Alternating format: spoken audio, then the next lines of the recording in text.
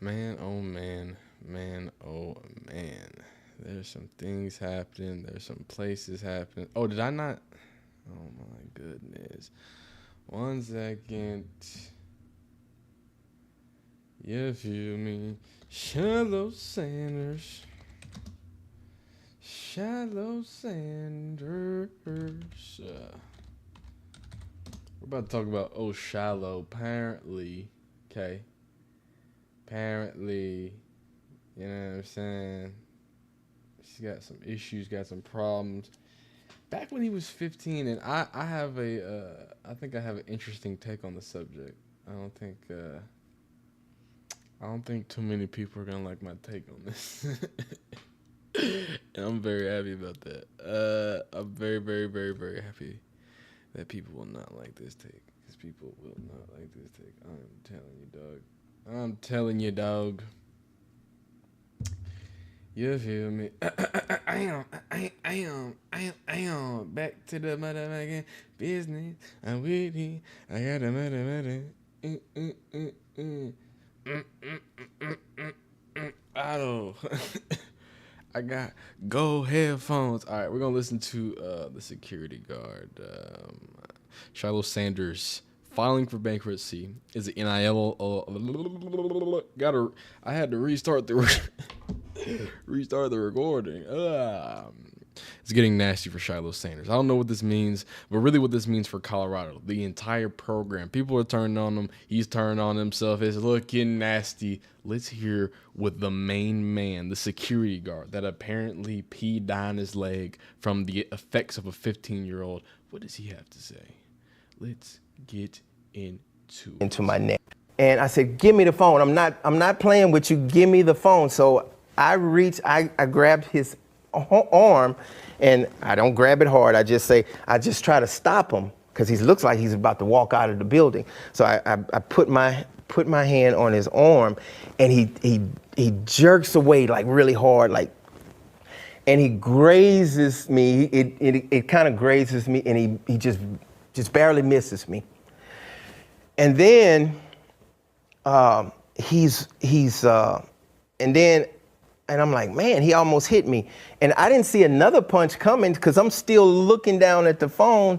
And then he roundhouse me, he resets, roundhouse me, and hit me right in my chest and up and drove it into my neck. And I fell back. I didn't fall down to the ground, but I fell back. And I was like, man, Shiloh just hit me. And he, and I heard him say something when he hit me. He's like, mother, something. And he hit me and I fell back. And I said, okay, now I got to do something. So I start walking toward him to restrain him. And then I feel two more blows to my face. Boom. Wait, so you felt two additional blows to your face. You didn't see them to your face. I think your eyes are where your face are. This is the last place I checked. But you felt the blows to your face. You didn't see the blows to your face from a 15-year-old as a grown security guard. Okay, cool. Boom.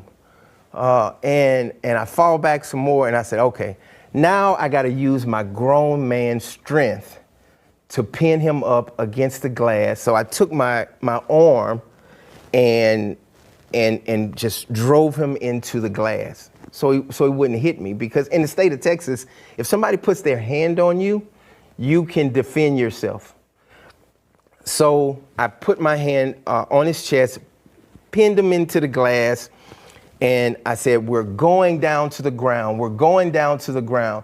And he's saying, oh, I can't breathe.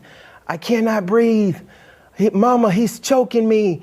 I can't breathe. And I'm hearing that, everything's going so fast. He's like, I can't breathe, Mama, I can't breathe. I said, we're going down to the ground. We're going down to the ground. And I got my hand in his chest right here. And he's like, I can't breathe. Mama, he's choking me. And then he started spitting on me a little bit, and drool is coming out. And so I finally get him down to the ground. He's squiggling and moving around, and get him on the ground. I kind of sit on his buttocks area. And then I said, put your hands behind your back. And I get his hands and I start putting them behind his back. And then that's when the principal comes up and said, Coach, we got it from here. We got it from here. And some other people came around, some staff members, and I stand up and I say, okay, you guys got it, right? She says, yeah, we got it. This is Miss Nash, the principal. And I'm walking away, and within like a minute and a half, 2 minutes, I start urinating on myself. Yo, what? That don't okay. I really thought he was about to end that with like, and then Shiloh came running at me like Nikola Jokic did, one of the Morris twins. Really came steamrolling me. I was like, oh, that's nasty. I gotta be honest with y'all, dog. I've been seeing these this is hilarious, dog. Like, now that I'm actually listening to the story, I really thought it was over for Shiloh. I really thought it was gonna be a bad look. It's a bad look regardless for Colorado. But now this is his accounts. This is by his account. So what was it, 15 years ago, 11 years ago, right? Colorado safety, Shiloh Sanders got into a kerfuffle with his then high school security guard back in 2015. Again, high school, sorry, 9 years, because I can't count.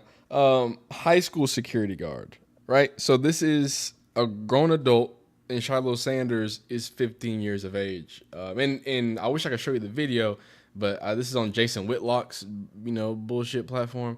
I can show you a picture. Yeah, let me show you. I can definitely show you a picture. I'm gonna slide this over just to show you the height difference. Like, yeah, that's definitely, because people are gonna be like, oh, well, he, Shiloh played at South Carolina, and da-da-da-da. It's like, well, this is a grown man, right? This grown man touched Shiloh, right? Now they're about the same height though. They're about the same height. I'm not gonna put no cap in my rap. They about the same height. You can see right here, but you can clearly see this is a big dog, right? This is a grown man. You know what I'm saying? He can really put the up on you. You feel me? So from that perspective, right? I think it's important that we know what's happening. I think it's important that we understand that this is a 15-year-old kid versus a grown security guard. Now that y'all get that whole vibration, he goes on to say, hey, bada bing, bada boom. I grabbed gentleman, grabbed buddy. Then we get into a little scuffle. Then he says he couldn't even see the punches that were thrown at his face. Now, look, I gotta be honest with you. That's a joke people like to say in fights, especially if you've never been in a fight. That's a joke to say, oh, I didn't see it coming. Oh, it's at your face. That's a joke, okay? We get it. It's hard to sometimes see punches coming, hits coming at your way. But if you're going to look me in my eyes as a grown person, as a grown adult, and tell me that you got double socked and then you said he reset his base, dog. And he said in the thing, and we can listen to it again. He's like, he reset his base like a Muay Thai stance. Like, you were clearly studying the 15-year-old that you're in a brawl with right now in a phone booth. I'll show you that.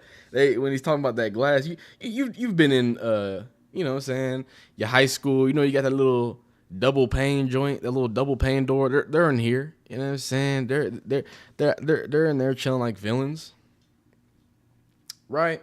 And we might as well just leave this up because we're not gonna play it. But so like that's how they get pushed on the glass. It goes in there. The whole situation. I'm trying to see, because after this point, he says on the glass, everything's sliding down, yada yada yada, right? Right? At that point, there is no more, oh, Sanders did this. It was just the double hits to the face in the based up rounds that if you didn't see coming a mile away, you probably shouldn't have been a security guard protecting children. And I think this is more of a case of the reason why it's not safe to send kids to school, because the security guards are getting their ass beat by 15-year-old children. Like, nobody wants to talk about that though. Yeah, everybody wants to condemn, and we haven't even gotten to the lawsuit, the bankruptcy, the whole situation, which that's going to be a bad look regardless. But it actually kind of makes me upset when I actually hear him. He can spin the story as bad as he wants to spin it, and he can make it sound however he wants to make it sound. And what he told me is that a 15-year-old beat his ass, then you got on him and wrangled him down, and then you pissed your pants. Now, I'm not saying that it's not possible to suffer trauma from your head, from fights that can also cause long-lasting things to you in your body. I'm not saying that's not real. In fact, that is just proven that is extremely possible. Absolutely. And I'm not even going to get into the whole, oh, he's only 15. I'll give you that he's an athlete. I'll give you that he can probably whip them limbs around better than the average 15-year-old. I'll give that to you. I'll give all those things to you. But for me, I'm just like, and this is really more, with the point that I was about to say really has more leaning to the other thing he says about, we're in the state of Texas. Somebody puts their hands on you, you can hit them back. It was like, I mean, but because I already know what y'all gonna say. He's a security guard, dog. I mean, it seems like you put your hands on him. It seems like he pulled away from you. He seems like he pulled away from you twice. But because you're Mr. Security Guard, right, and you want to keep grabbing on people, somehow you're not ready to get the 2 punches in the face. Like, that's just, I'm not even being silly. I really thought it was going to be a different vibe for me. I really thought I was going to say, hey, because I'm a big Colorado guy. I'm a big Deion Sanders guy. Right? I'm big on. So I'm a big fan of that. I'm a big fan of what he's kind of put together down there. And I was really thinking that I was going to get in here and really just have to, not expose, but really just have to come to terms and say, hey, look, man, this just messed up. It's not right. But now just hearing what that dude has to say, right? Just hearing what is said by somebody else and what his thought process is on the whole situation, this is nasty, dog. This is clearly, you knew Shiloh Sanders' last name. Shiloh got upset. Look, Shiloh didn't do the right thing. I'm not saying he's a good guy, but I'm also saying he's a 15-year-old kid. So, yeah, you should probably expect him to wall out a little bit. And as a security guard around 15-year-old kids, I hate that these cops and these people who are supposed to be protecting and serving and understand the things that come with your job, they get out here and start lawsuiting children. You understand that, right? You understand that the only reason why the lawsuit was able to be filed this late is because he was a child at the time, right? You understand that was all calculated. He got his ass beat by a 15-year-old and then waited 9 years to file a lawsuit, and he won. And he won. So we're gonna get into this video. My man, what's his name? I'm always gotta give homeboy his little credits. Not Andrew Graham, John the Liquidator. This dude goes hard in the paint. He be posting 17 videos a day. Really goes crazy. Apparently, he's saying that On 3 is getting a little nasty. Apparently, he's saying On 3 is actually fabricating and fascinating and making some things look like they shouldn't be. Here's On 3's little situation. We're gonna pop that open. And we'll take a peek at that eventually. But let's hear what Mr. John Liquidator has to say about the situation, and we'll get into it. This video, I want to tell y'all about my boy Shiloh Sanders here real quick. Shiloh Sanders was the first person from the Colorado Buffaloes football team to straight give me my props for covering him and the team. Shiloh Sanders is a real one, and I'll be damn if I'm finna let On 3 try to mess up my dog image. When you speak about Shiloh Sanders, you gotta say nice things, because for the simple fact, he a cool dude in real life. Bump what you see on the internet. Bump all this stuff y'all be seeing. Let's talk about the real. Shiloh is real, bro. He one of the realest dudes in. Okay, so an exuberant amount of cock munching just right off the bat. Can we get into the, you know what I'm saying? What we talking about? Let's do it. Let's do it. To him, and I know y'all wondering what that is. They came out with this article moments ago, and we finna dive into it all right now. This dude right here, Andrew Graham, a sports writer who worked for On3. And why these dudes always just gotta look like how they look? That's all I'm saying, bruh. But we finna go into this article right now. This is what he wrote. Shiloh Sanders' NIL earnings have been called into question after declaring bankruptcy in court per Denver West World. He's facing an $11.8 million lawsuit alleging he attacked a security guard at Texas high school in 2015. Now, bruh, what in the world does this have to do with football? This has nothing to do with football. I thought On3. All right, well that's nasty. It has a lot to do. It has a lot to do with football, dog. I'm sorry, John. I know you're, you're the what's it called? You're the big guy out there putting on for. What's it called? Wow. Okay, a lot of people are supporting. Yeah, this is some cock munching. I'm not gonna. We're not just gonna sit here and just cock munch them, dog. This is clearly something that you should report on, if something like this happens. Now, the way he reported on it, that's what I'll say is nasty. Let's just look at the tweet. His NIL earnings have been called into question. No, dog. Some dude is trying to file a lawsuit against me from back when I was 9 years old. And this is what kills me about this stuff, dog. And it's really because this is somebody in Shiloh Sanders, who, besides if you don't like runways and Instagram posts, as an adult hasn't done anything to my knowledge. No problems with laws, no situations, no real outward bolsterous. Followed his dad, went to South Carolina, SEC guy, is a guy who could potentially be a starter in the league coming up here soon. That ain't got nothing to do with what I was talking about, but it is football. You know what I mean? And I just think it's kind of nasty that he's being brought up now when he's the biggest name, and without even having to win any relevant games. But that's not important, guys. What's important is that this is some nasty shit. It's some nasty shit to try to conflate him dealing with what is someone trying to have a cash grab on your name. Right, and you doing the same thing on three, cash grabbing off the Sanders names. That's the nasty shit about these people who hate on the Sanders, right, and do this stuff. It's fine to have criticism, and I really wanted to come in here having criticism of Shiloh if this was some real nasty shit. But a 9-year-old kid that got into it with a security guard, a grown adult security guard.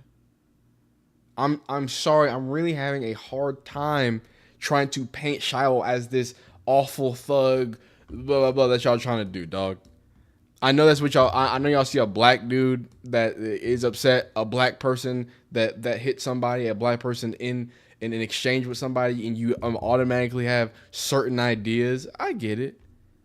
It's fine to think that. It's fine to be wrong. It's okay to be ignorant.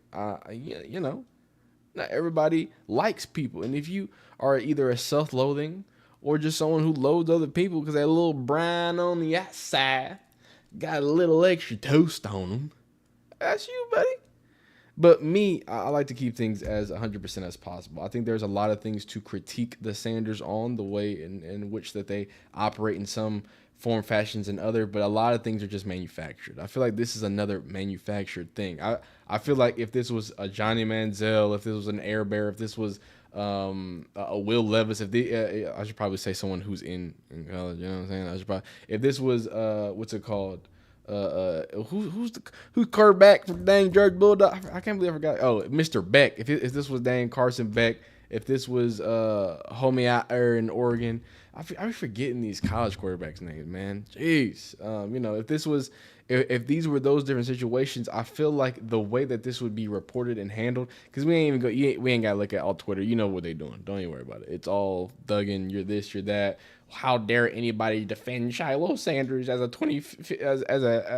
15-year-old?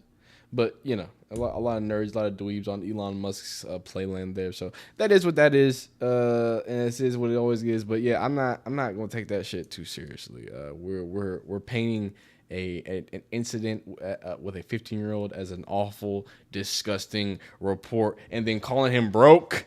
That's crazy. He said you ain't got no NIL money. That's nasty work. It just shows that y'all don't actually give a fuck about people, right? Because if it was a thing where y'all are concerned about him and who he's doing and what he's doing, you know, I don't think we'd be focused on his NIL earnings being considered because he's filing for bankruptcy. I think we need to be focused on the predatory actions of a fucking grown adult who got his ass beat by a 15-year-old and then cashed in when he started making some bread. But hey, man, save, man. Don't play, man. Just spray, man. I'm out here living my life, man. You be amazing. You be blessed. I hope you enjoyed this video. If you did, leave a like on it. Leave a dislike if you didn't. I'm currently streaming, so if you're in the stream, chill out. We gonna pop onto some new subjects and things of that nature. And if you're watching this on YouTube, pop into the live stream. Come join us. Get in there live. Let me touch you, feel you. Let me feel your energy. You be amazing. You be blessed. Like this video if you like it. Dislike if you don't like it. Leave a comment. Tell me why you didn't like it. Subscribe if you want to join the tribe, man. We'll see ya. All right, subject 1 done. Okay, next, we're gonna get into some unkin. Let me move on. Oh, whoa! This boy is yelling, dog. Let's go right here. Then we'll go a little bit of Unkin Ocho, and then we'll climb and reframe from right there. I'm gonna let what's it called? This play for just the subject involving Cameron himself. Oh, wait, I gotta start. I'm so sorry. I gotta record. Holy moly! The greatest hairline in all the world, all the realm, has to have a conversation about what's happening with Cameron and the awful things at CNN. So let me get Stefan A. Smith's take on the situation. Get to him. He's a co-host of the popular podcast It Is What It Is with former bad boy rapper Mace. Cameron was asked to appear on CNN Monday night with Abby Phillip to discuss the Diddy case, and the interview, shall we say, went off the rails. Cam clearly was not interested in answering any questions on Diddy and wound up promoting a libido drink himself. He's got a libido drink out that's actually doing very, very well from what I hear, so major props to him. Stephen A. Smith be drinking them pink ponies or whatever. Okay, Stephen. For that. Anyway, the incident blew up social media, and Cameron took time to address the backlash yesterday on his podcast with Mace. But you know what else happened? A mutual friend of both myself and Cameron defended his actions on CNN Monday night. Let me play that for you. CNN don't care nothing about Cam. They don't care nothing about what he got going on, him and Mace's successes, what his businesses are doing and how they're elevating. They wouldn't have invited him on that to champion him and champion what he got going on. They brought him on there to further continue to kick and stomp on a man who's already down and defeated, bleeding out the mouth, eyes, and both ears. They wanted him to continue doing that. And when he didn't do it, or should I say, when they attempted to do it, it backfired. And again, a lot of people feel away because, you know, a sister was attached to it, but she was being used. A black woman talking to a black man to continue the beatdown of another black man. That's ratings for them. I disagree with him. I disagree with my man Shabazz. But before we go any further, and I get deeper into this subject, let me say something to y'all. I might disagree, or I might want to tweak what should have been said, or whatever the case may be. What you're not going to hear me doing on this show is disrespecting those brothers. First of all, they both my brothers. I'm friends with Cameron. Shabazz and I go back decades. It's my dog. Love him to death. That's why I played that for y'all. I wanted to give him some camera time. That's my man. That man has been there for me on countless occasions throughout the year. That's one of my brothers. I love him to death. Not but love him. He's smart as hell, too. But it's all right to have a difference of opinion. Because even though we are from the streets, there's levels to this. And they are on a level in the streets that I was never on. I never had the troubles they had. I never had the predicaments that they found themselves in. I never had to overcome all the things that they overcome. So there's a heightened level of sensitivity that I have. Understanding that even though I'm from the streets of Hollis, Queens, New York, born in the Bronx and raised in Hollis, and I had to deal with a lot of shit in the drug game and outside of it and all that other stuff in between. It wasn't on their level. So I understand. Hold on. Stephen A. Smith is half of a kingpin? What's happening? But on a corporate side, I do come from that ilk as well, more so than they do. And what I try to pride myself in making sure that I say, especially to my young brothers and sisters out there, it's always a numbers game. And we always have to play the numbers game. No matter how we want to act otherwise, it's a fact. And I get sick and tired of our community ignoring that. Here we go. Black folks make up 13.6% of the American population. Oh, Jesus Christ.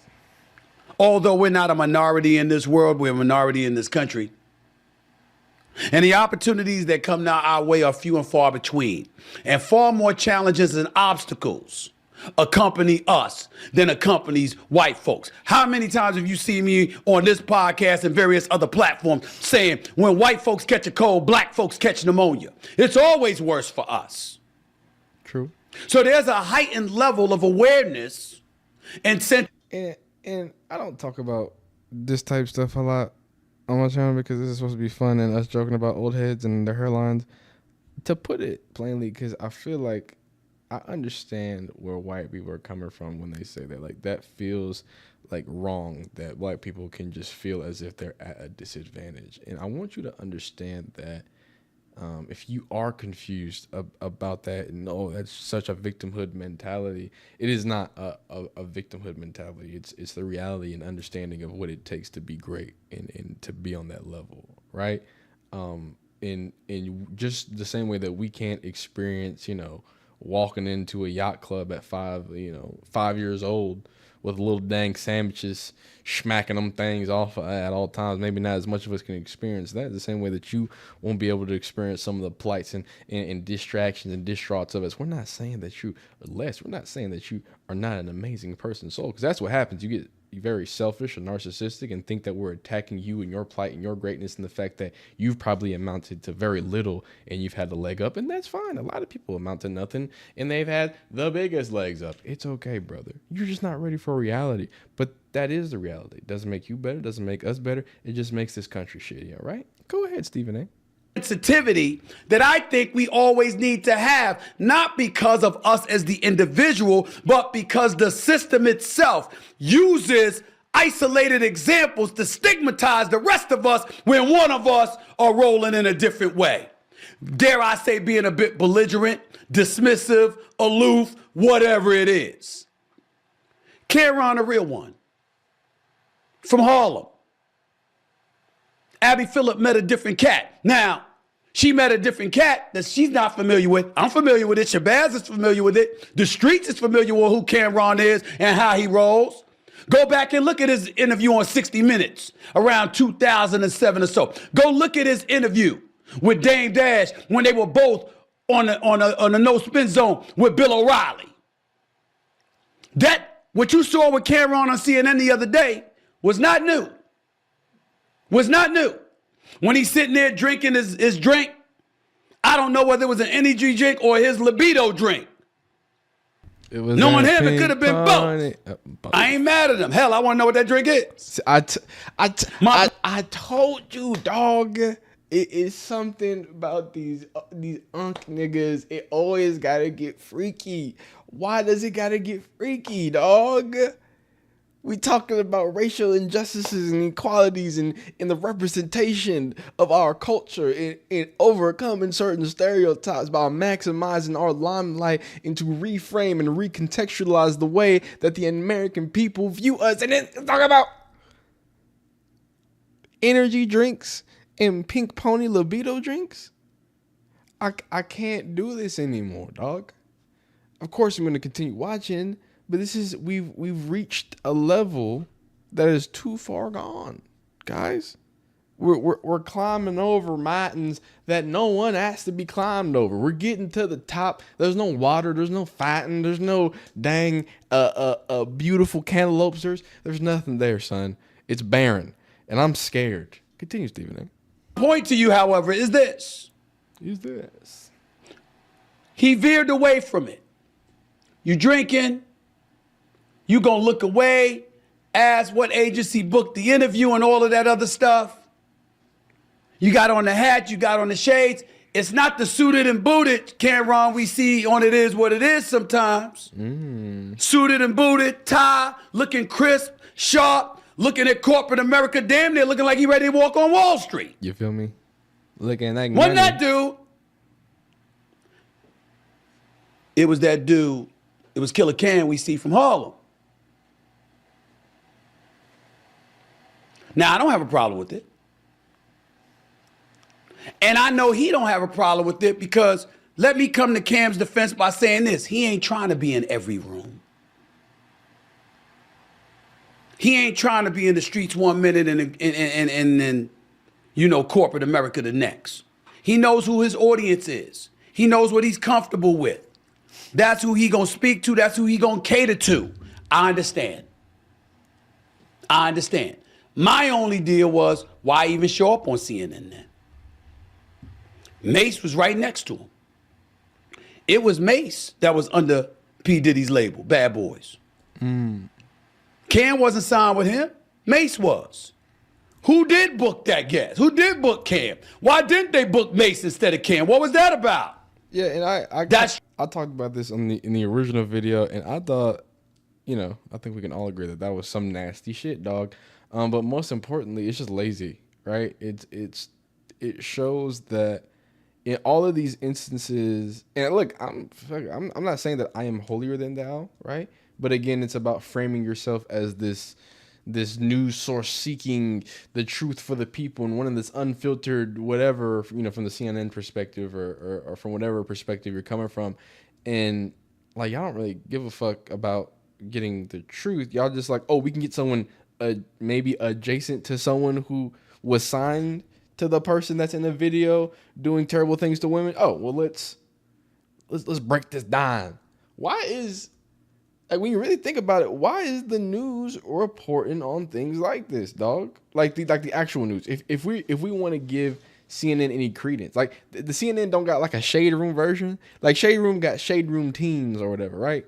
And they got like Shade Room Canada. They got like, or Barstool, right? You got different, you know what I'm saying? Different things for different markets, right?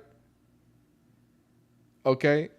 So I want you to understand that it's beyond anything that that the conversation. I actually just dropped my thoughts, but don't worry about that. Okay. Don't worry about that. We're gonna respin this yarn. We're gonna come back to it, okay? But no, man. That's what I was saying. I was saying that these people just really don't. They don't actually care about the issues that have happened, right? They don't care that there's someone who got awfully. Oh no, that's what I was saying. I was saying CNN needs a CNN Teens, yeah, so they can, you know, filter that out. It would make more sense instead of doing the actual CNN and then you get on the actual real platform and the best that you can offer is simply just somebody, what? Like I said, adjacent that could have maybe been in rooms, that maybe has heard stories from people, from an ex-pastor.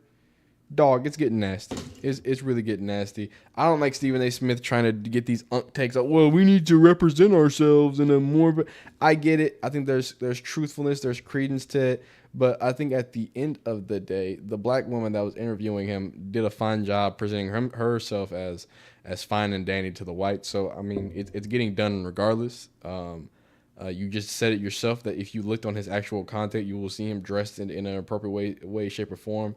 I don't think conformity has worked in any other way, shape, form, or fashion. And I think him as an older man with a hairline that is beating his own age, he can't sometimes contextualize that. But that's okay. We all got our faults, man. But you don't have any faults because you're amazing. And you watched this whole video for somehow you went through the whole yap with me yapping. I want you to be amazing. I want you to know I'm doing this live. I'm live streaming. So if you're live, chill. We got more things to talk about. If you're watching this on YouTube, hop in the lives, dog. I'll be in here hanging out.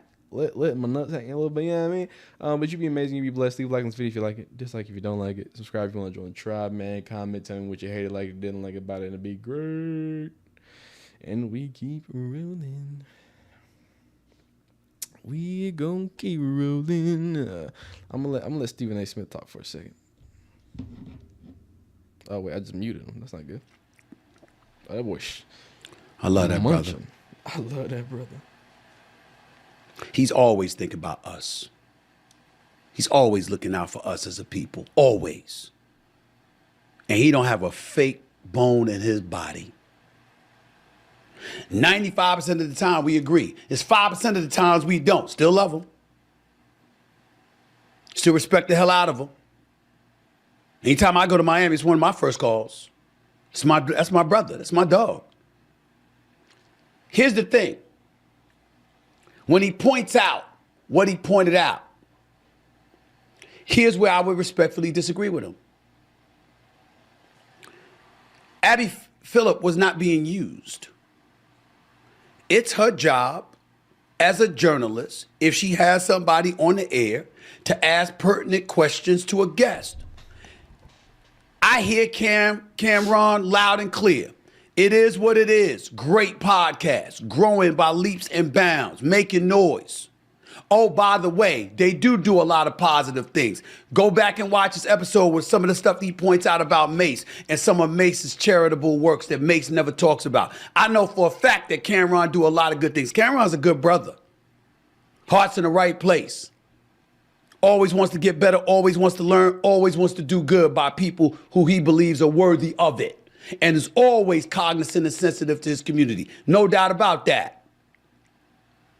But you got to know that when you show up on CNN right after the video of Diddy come out, and you a hip-hop artist, former or present, you're going to be asked about that. You have to know that.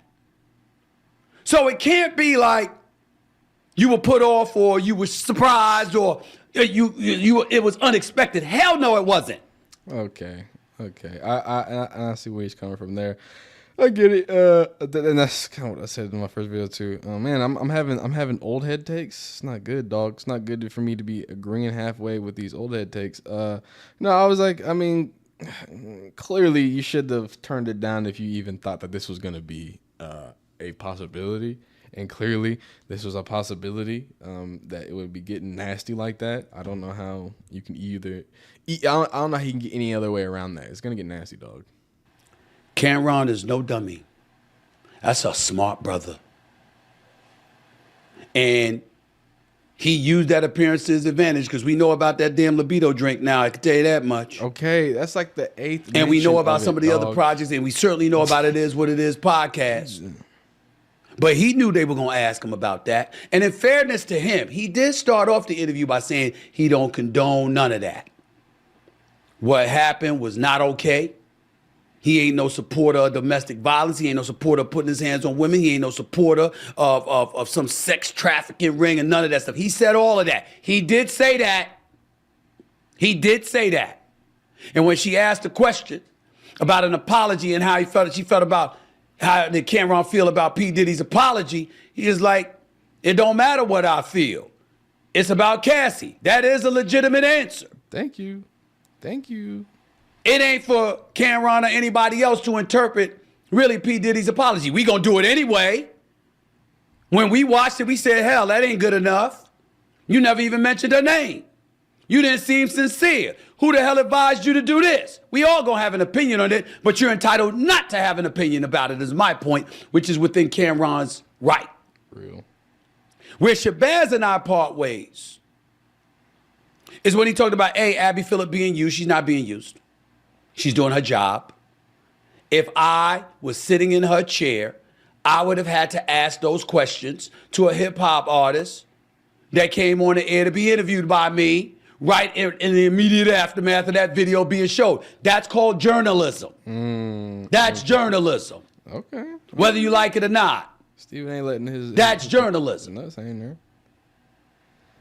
Also, you talk about just a black woman talking to a black man to bring another black man down because Diddy's already down. In fairness to Shabazz, he also condemned P. Diddy's actions. Nobody is condoning it. But the last thing we need to be doing is be talking about what's cruel to Diddy at this particular moment in time. There comes a point in time where tone deafness doesn't need to be the order of the day. Okay. Now, a month from now, 6 months from now, a year from now, y'all got it. But damn, the video just came out Friday. You trying to tell me asking somebody about that is trying to bring the black man down? No, the black woman was down. Really? Trying to kick the man while he was down. No, the black woman was down being kicked. Oh my goodness, don't do that. Don't do that. I see what you're doing. And I know Shabazz knows this, and I know Cameron knows that. Now, you have certain people that'll look at it and they'll go like this. Nah, man, bump that. Hell with all of that. Just like I said the other day, they'd be like this. Where's the video of the white man? And that's why I brought up Scottie Scheffler, the #1 golfer in the world. Where's that damn body cam video? Oh, conveniently, that's turned off. See, that's what pisses us off. Because you see the discrepancy. Now, that's not always factual because there's plenty of incriminating videos of white people that are circulated out there. That is true. But when you don't see that incriminating video, and then all of a sudden, a black man like P. Diddy gets caught on video with all of that stuff, of course, your antennas are going to get raised. But in the end, ladies and gentlemen, we can't look at him like he's the victim. Not when he flagrantly victimized another human being who was on the floor lying defenseless and still and didn't do anything to push back. Didn't swing, didn't grab, didn't scratch, didn't throw anything, nothing. She just lied there. Yeah, she just lied there, Stephen A. It got real nasty. You know us, we don't watch full videos. So go watch Stephen A. Smith's full takes on that. That whole video was nasty, dog. I gotta be honest with you. That whole video was absolutely nasty. Let's hear Unk's take. What's it called? On a situation.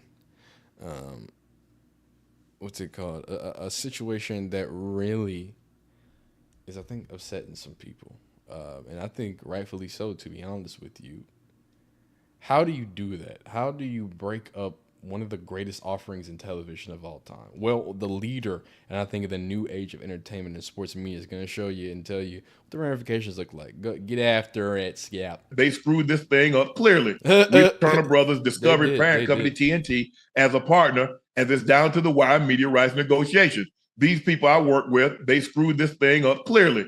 We don't have zero idea what's going to happen, and I don't feel good. I'm not going to lie. I mean, it shouldn't. Listen, this is a no-brainer.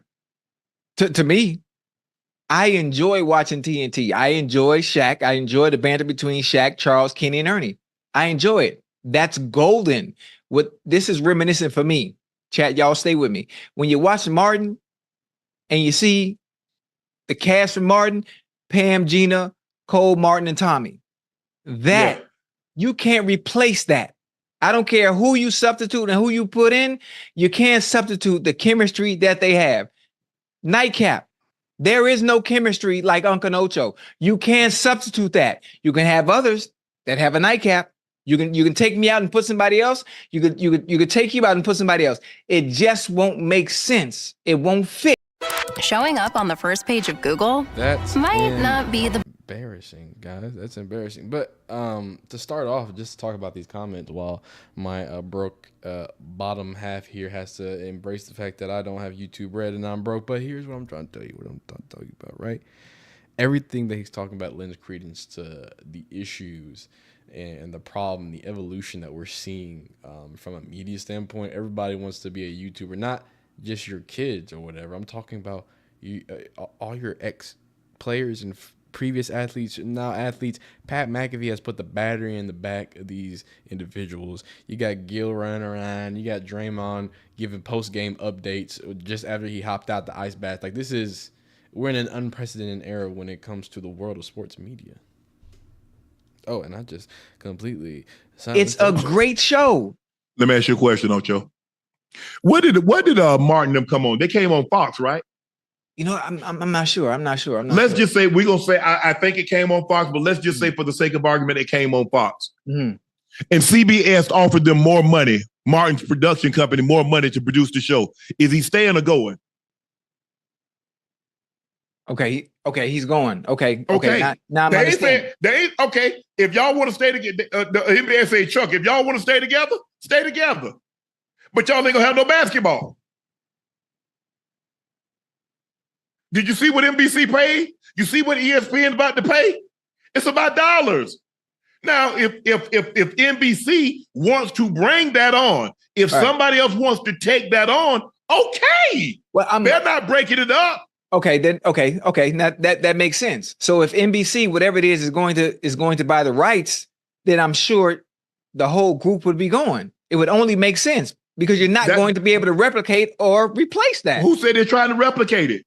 That's NBC's call. But the higher ups at NBC would make sense, like common sense. If it's about business at the end of the day, and at the end of the day, it's all about dollars. It's all about dollars. So if you want to make a splash, you keep the golden nugget, you keep it together. That's your cash cow.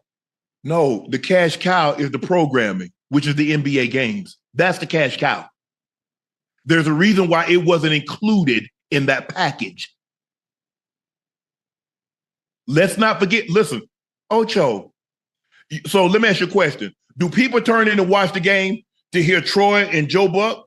Do they turn in to watch Romo and Nance, or they turn in to watch Patrick Mahomes go against Joe Burrow? Well, they don't give a damn. Me and you can call the game, and they still, me and you can call the Dallas Cowboys game, and they still gonna do 30 million. Right. So I get it. I love it. I think that's one of the best studio shows that's ever been put together because they play so well off of each other. Everybody has strengths and weaknesses, and everybody can play to the strength and stay away from the weaknesses. Right. Chuck picks on Shaq. Shaq picks on Chuck, and Kenny is in between. Right. And the greatest traffic cop that's ever been created, Ernie Ernie Johnson. So this works great together. And I'm not saying they should, and I agree with you. I agree with you that somebody should take this show, and whoever has the rights, I don't think it'll be ESPN, but NBC or Amazon or whomever else have the right, that should be the studio show. You know what's funny when I think about it is people are going to tune in to watch the games regardless. That was the package. People are going to tune in to watch the game regardless. But you know what else they're going to tune in to watch? They're going to tune in to watch Chuck. Yeah, the pre and the post game. Yes, I love it. Oh, they definitely tune in to watch that. Matter of fact, when it's halftime, people won't even get up from their goddamn seat just to see what them boys finna talk about because you never know what you're going to get. That's what I like about it. That's what I like about watching. And that's real. And that's why I really think that, like, I feel like sometimes we try to understand what these big companies are trying to do, these conglomerates, when they, whatever, we're going to go this different direction, this clearly fan favorite thing that you should probably just ride out into the sunset until the wheels fall off, basically. We're gonna shove it. And I think it's really because, I hate to admit it, but I think they see the bigger picture, right? I think they smartly are understanding that it's just too much of an investment when Shaq already has a podcast and the YouTube and stuff is already more profitable and XYZ. So when you're seeing, I think, all these different opportunities and places and spaces to be able to serve this same thing, right, but get a younger, more rejuvenated audience, I think the corporations go slower, right? The corporations go a little slower, and they're starting to infiltrate. And why do you think we're looking at Shannon and Ocho Cinco on a podcast right now, and not on a some sort of mini show at 3 p.m. on a Tuesday on ESPN3? Like, you know what I mean? Like, It's because this is the era of where the corporations invest right here, and they have these same types of people, these older ex-athletes, just doing it online, man. We're just translating different mediums, and I think that's what we're looking at. Even though I think it's a nasty way to do it, I think there's a more sensible way to do it. I think from their perspective, they're a company. That's the most profitable way for them to do it. You know what I mean? Watching the TNT show. You never know what you're gonna get. The feeling of the unknown and unexpected is why people watch, and you can't get that anywhere else unless you're watching us. Look, Charles Barkley, everybody that gets in this space, like in the media, especially now, that looks like you and I, we owe a debt to Charles Barkley because he's not journalistically trained. He didn't go to try to get his enunciation. He mispronounced words, and hey, he plays along with it. So we owe a huge debt of gratitude to Charles Barkley. Look, the show is amazing. Yeah. There's a reason why that studio show wins Emmy after Emmy. There's a reason why Chuck wins Emmy after Emmy. But at the end of the day, the NBA sold the rights to basketball. They don't sell the right to the studio shows. They sold the rights to. Yes. Yeah, and I got you now, man. I just listen, I'm picturing myself in a position of power, in a position of power to make that call. Obviously, maybe the person that has the money that's sitting up top might not have the same view as I do. But to me, it just makes sense. Some things don't. Some things do. Right. Some things Ray Charles could even see. And breaking them up, if there's a package where you just bought for however much it was to show NBA games on your platform, guess who I'm gonna have coming with me? Them goddamn folk. Because I understand what you get once they're on that TV. Oh, their studio show is unbelievable. Yeah. And everybody tries to replicate it. But it's hard to replicate something that has that kind of chemistry. They've got such a big lead on everybody else. That's what makes them so great. It's kind of like what PTI did with Tony and Mike Wilbon. Yeah. Because they were colleagues at the Washington Post. They know each other. They play well off each other. And there's a reason why they've been going 20 plus years. And it seems like just yesterday. It's hard to replicate chemistry. It's hard. Yeah. And so you either have it or you don't. Some people can instantaneous, and some people it might take you a year or two to like feel somebody out. Now, obviously, they had a better opportunity because they worked together. Right. You know, if we working at the Washington Post, I mean, people like, well, you know, how well did you know Ocho? I say I knew of him, and I said, I interviewed him one time. I said, but we bumped across each other, but it's not like we have the relationship that we have now. Right. I said, but the thing that when I wanted to put something together, I said, I need somebody that doesn't take himself too serious, understands the game, but we're going to have to, in order for the show to grow, we just can't talk football. I knew we were going to have to tell some stories. Right. I just didn't know how we were going to be able to get to the stories to be able to tell. Yeah, there's stuff that happened in the locker room, and you can say, well, hey, Unc, I remember this time when I was in the locker room and this happened. And I can say that. But we talk about so much more than just sport. And so I'm going to need somebody that can not take himself serious, that can take a joke, that can joke, and understands that at the end of the day, this is entertainment. That's what this is. This is entertainment. We're going to try to be as knowledgeable and informative as we possibly can. And I'm getting better. I'm getting better with my knowledge on basketball. I'm getting better. Look, man, we're here for the personalities, and y'all got all the personality we need, man. And that is, I think, at the end of the day, the reason why I'm not mad about what's going to happen next for Chuck and them. I think, when you're that talented, when you're that beloved, when you have that many opportunities, it's not going to take long for you to end up where you need to be. That's just how I've always thought about things. So I think it's going to end up good, but it's definitely one of those things that it's sad to see. I think ending anything is sad, and especially the way it is when I feel like they are – especially in this age of, and we don't watch all content here. Y'all go watch his stuff. Y'all go leave a like on his stuff. Y'all go watch the video. I'm just a person yapping over it. But yeah, when you really look at some of this stuff, it's like, I don't know, dog. Oh shit, dang. Sorry, I just got attacked by a Five Guys bag. No, like it would really have been great to see them continue because unlike a lot of the older heads in the world that maybe aren't either don't accept or just can't lend themselves well to the modern media, like there was nothing more, even at their ages they were still the center of the zeitgeist when it talks about like basketball media and the ideas, the basketball twitters of the world, those community like that.